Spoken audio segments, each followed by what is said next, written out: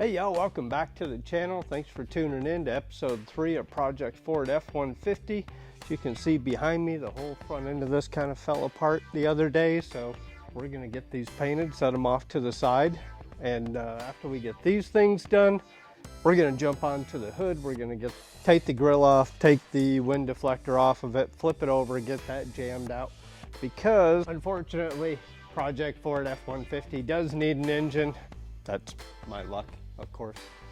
To get this stuff all painted, it's going to get set off to the side, and once the engine gets done, it'll go back in. One thing it does make it pretty easy is for us to get back in here and knock out all the door jambs and get those painted the same color, because as y'all know from episode 1, maybe episode 2, we are changing this color from maroon and it is going white. So let's get started with fenders. All right, so here's the fun part of when you get to work on older vehicles like this. So if you saw the front end of this truck, it kind of looked a little wonky in the front end, like the bumper was off center, maybe bent, what have you. And let me show you what I found. The end of the frame. So this is right before the crinkle zone. So whoever hit that. So before anyone panics because somebody said frame damage, let me show you something. Number one is this is the crinkle zone right here. Kind of goes like that, and it didn't go anywhere. So this is not a big deal. Remember, kids, it ain't the accident that kills you, it's the sudden stop. Anyhow, the reason the bumper was sitting all wonky is if you look at this bumper mounting bracket, it's got a huge bulge right there, which means this whole face basically pushed back. That stayed in place. If we can't get that put back into place with a come along, maybe a porta power, basically what we'll do is we'll just cut this bracket off. It is welded onto the frame. Order a new one, throw it on there. All right, well, enough of that nonsense. Let's get on with these fenders. All right, so first thing we have to do is get this trim off of here. Got all these little pinch clips on the inside. So first thing you do with these pinch clips, grab you an air blower, start blowing all the crap out of them. A lot of dirt settles in between those. You can't compress the dirt. Typically guys start struggling with them and you break them, and just standard old pair of needle nose. I think some of these actually popped out on their own. Yep. So if you apply just a little bit of pressure to the part, pinch it, they generally slip right out. Now before you go getting all frustrated because every time your fender falls down it's going to reconnect itself, get you some plastic trim tools. Again, I'll put links to these on Amazon. They're really cheap.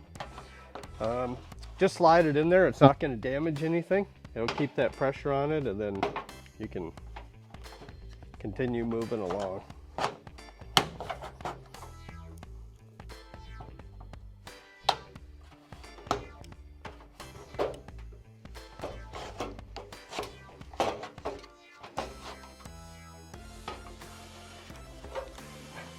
And just like that, your arch trim is off.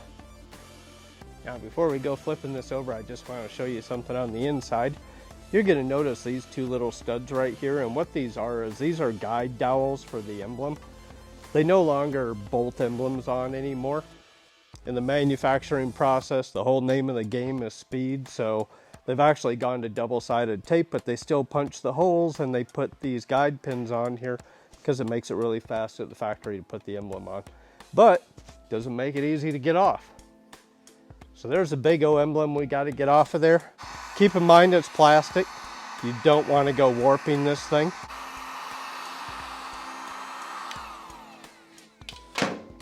And again, we're going to grab our plastic trim tools,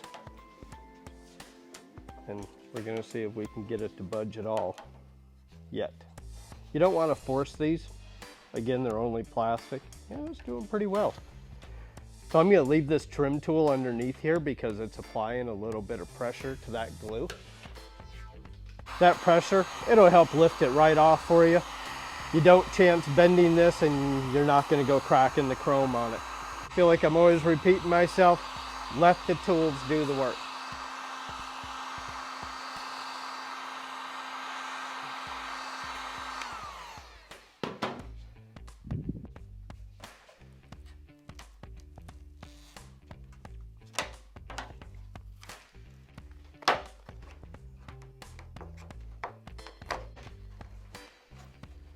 And just that easy, our emblem came off. There's no damage whatsoever, but of course it left all the tape behind. Super!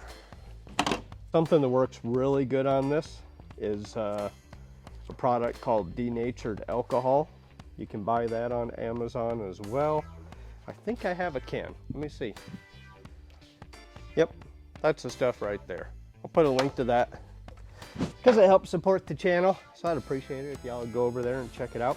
I'm going to finish getting this off of here and we're going to get on to the next step. One eternity later. Alright, got most of that off of there. The last little bit of it, I've soaked this in denatured alcohol, and you can see what it does is it starts to really loosen up all the adhesive. 6.5 hours later. Finally got all that glue off there. Alright, so our fender over here is all stripped down, and the nice part about this fender is it doesn't have any dents in it, so we don't have to do any body work. What we're going to do is, very first thing, we're going to wash this fender on the inside and out. And in the process of washing it, we're going to use a product called Scuff and Stuff with a Scotch-Brite pad, and we're going to be prepping out this whole fender while we're washing it. Alright. So we're going to be using the Smart brand. This comes from a company called Finish Master. I think they're pretty well about nationwide, but they call their product Scuffing Paste. And basically what it's going to do, like I explained, is, well, it's going to tell you everything it does. It's right on the bottle. But basically it's going to wash the part, it's going to prep the part. And then all we're going to have to do is come back and fill in these pretty good little chips, some of the scrapes, scratches. But we're going to do the jams and everything with this product.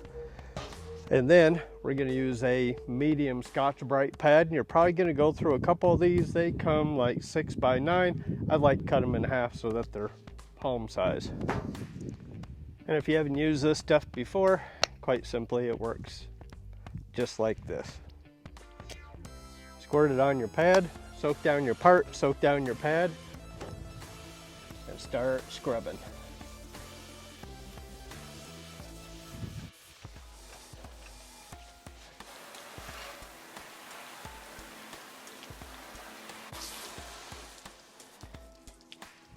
All right, that's good enough for its first rinse, and what we're gonna do is we're gonna flip this thing over and we're gonna hit this whole jam area on the inside, because that's gonna get painted as well, because when you open up the hood, you don't wanna see that this truck's been 2 different colors. Well, y'all, this is where I'm gonna cut the camera off. I'm gonna really get to work. I wanna get this done, I wanna get that done, and have them all prepped up and ready to paint tomorrow, so that I can film that process. So I'm gonna cut out, subscribe to that channel, smash that like button if you would, and we'll catch y'all tomorrow. Thanks for tuning in.